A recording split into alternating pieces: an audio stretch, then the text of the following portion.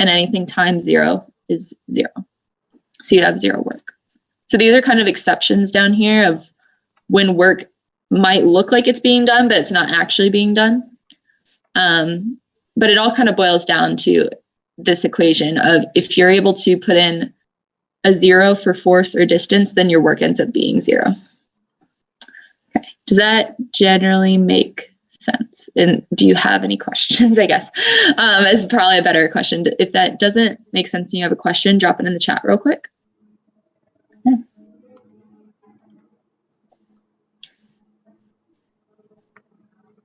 Because I'm about to get into some examples, so I just want to make sure that you all understand just the basis first.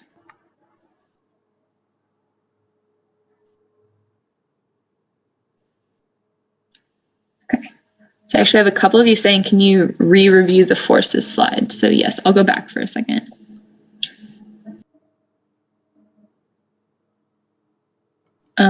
Okay, so I'm going to answer these couple of questions about work and then go back to forces for a moment. So there are two kinds of work that is, yes, there are two kinds of works. I'll talk about that in a moment, actually.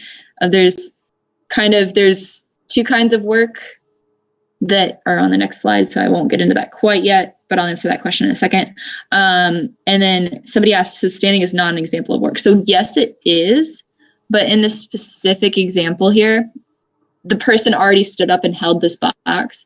And then with respect to the box, there's no work being done because the box is being moved this way while the force was acting up on it. So standing actually would be work because you're moving your body. Say if you're sitting in a chair, you're moving from that level of that chair to a standing position. So your legs do work on your body to get you to that position. So yes, actually that would be an example of work. Okay. And I'm going to go back for just a moment for the forces for those of you who asked. So just a force is a push, pull, or twist. So in other words, force is just like applying some sort of action to an object. So you can push an object, pull an object, or twist an object, and that's applying a force. That action ends up changing the speed and or direction of the object. So in this case, the umbrella was probably sitting above this person's head, right? And then the air resistance or the wind ended up blowing it over here. So it changed direction and also technically the speed of the object because it was sitting still and it went to moving when it came over here. And then both size and direction just means that they have different strengths. So you'll have it and they go in different directions of like gravity always pushes down on us this way.